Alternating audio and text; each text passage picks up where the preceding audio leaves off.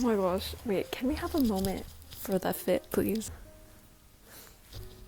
Okay, let's set the scene. So on Friday, my school hosted a blood drive, right? And like this was gonna be my second time donating, so I was like, oh yeah, like I'm fine.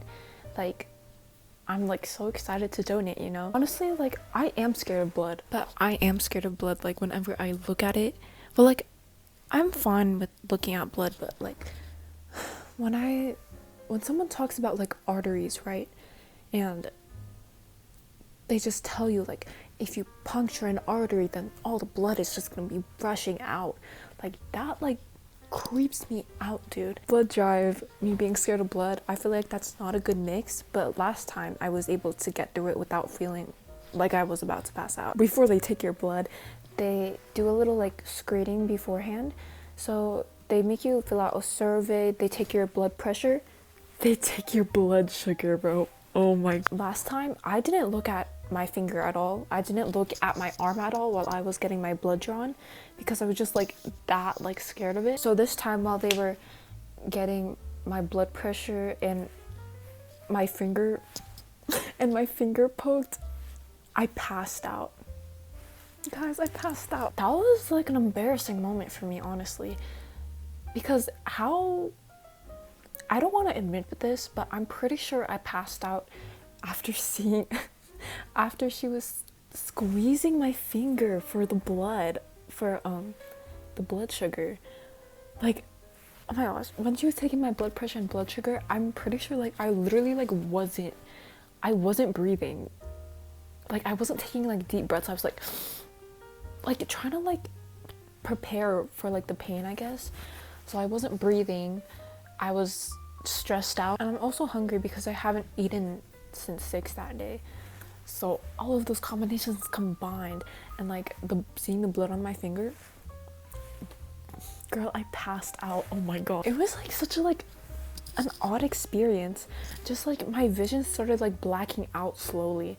So like I was like, you can see me, right? And then it just slowly, just patches of black and just suddenly like obstruct my vision, and I suddenly start dreaming. Like for some reason I was in a dream that I was like at a bird's eye view and I was watching a car drive down a deserted highway, and then suddenly I was woken up by the people who were on the bus. They were like, oh, are you okay, and I thought I was still dreaming at that point because I expected to wake up in my bed. Like that was such a crazy dream.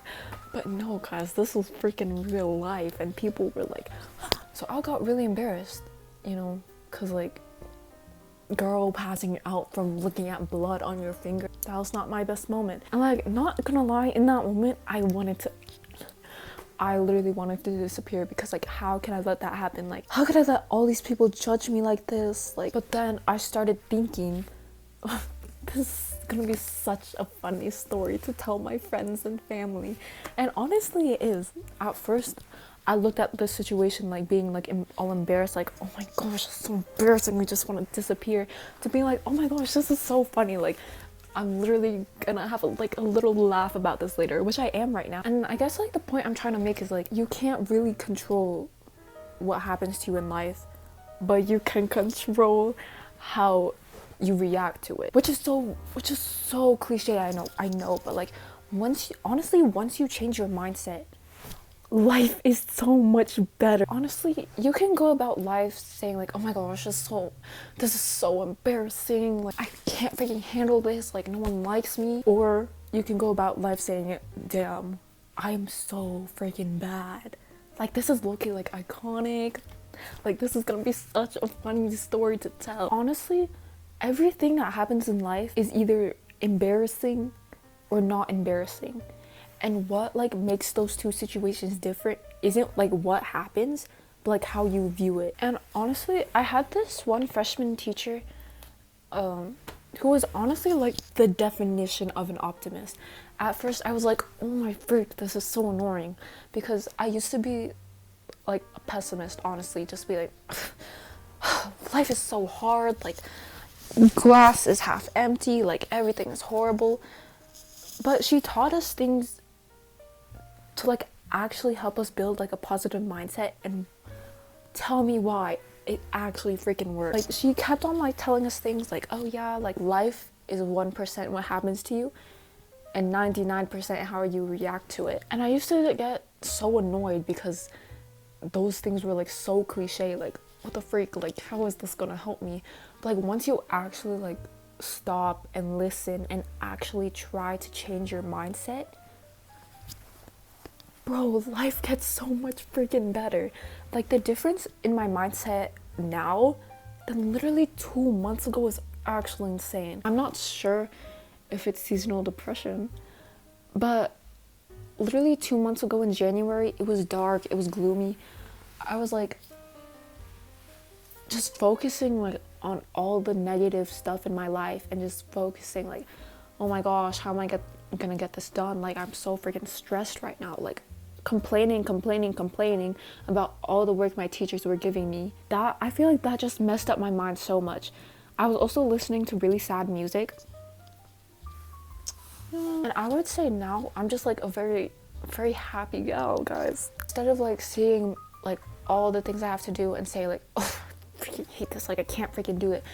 Like genuinely like changing my mindset and saying like, oh, like I can do this. Like by the end of the day, I am gonna do this. Like this is something that I can manage. And just like honestly like believing yourself and like saying constantly to yourself like, damn, like I'm so bad, like I'm so iconic. Like it's so stupid, but it works so well. Daily affirmations, period, guys. Like I don't care if, like, even if you don't believe it at first, you will eventually.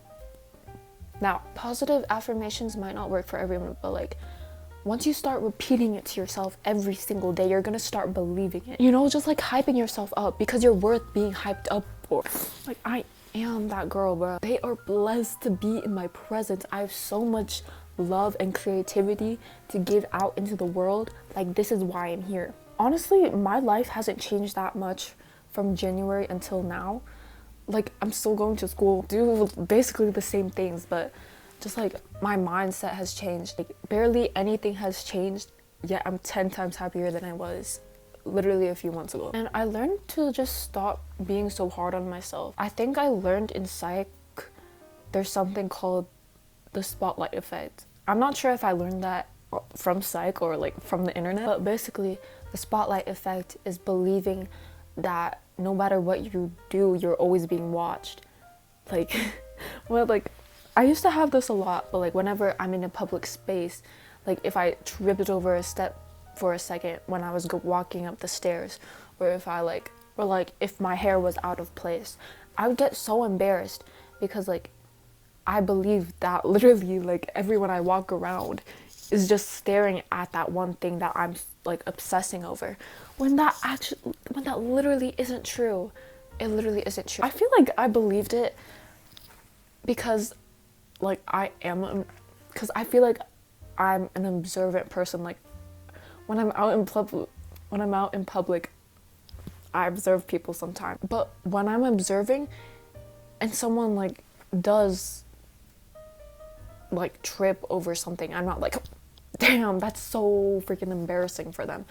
Like I don't even notice if like someone's hair is like messed up or anything. And like anything that I observe, girl, I'm gonna forget it at the end of the day.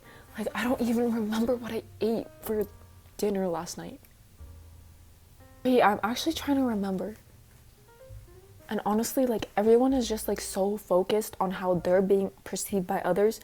Girl, they do not have the time or the energy to focus on you. Hard to say it, like that's like harsh, but also like really comforting, because just like saying to someone like no one freaking cares about you sounds like really bad, but genuinely like no one cares that much. And I feel like that's so good because, girl, like no one's focused on me. Literally like nothing is embarrassing, because at the end of the day we're literally all human. Like why am I embarrassed? Like why am I embarrassed for using the bathroom? Like that's a basic human need. Why am I embarrassed for tripping over myself? Like literally everyone does that every day. And even if like something like really big and embarrassing happens to you, like, oh my gosh, like I can't even think of anything. Like, oh my gosh, I just fell down 15 flights of stairs. I was just like rolling and rolling and tumbling back. You just have to think to yourself, damn, that's cunt. Like, damn, that's low-key like iconic. Like, just imagine, honestly, if I find myself doing something embarrassing, I just like think, like, damn, what if I was Alex Consani? Just imagine yourself as your favorite celebrity. I'll be like, oh my gosh, like, I just freaking passed out at a blood drive. Like, what if I was Alex Consani? Like, if she did that, that would be freaking iconic. Therefore, I am iconic. Oh my gosh, I just failed this test. Why do I sense a Rory Gilmore comeback? Why do I sense my Rory Gilmore era? So like, girl, basically everything in life is embarrassing if you think it's embarrassing. And I literally just want you to freaking like believe in yourself and hype yourself up. Honestly, just like have to start rooting for yourself and like believing like I am a freaking iconic person. And like everything I do is freaking iconic. Because like we have like so little control over what happens in our lives, but we have all the control on how we react to it and how we perceive it. And I feel like how we perceive things makes such a difference on like our well-being and our just like our mental state.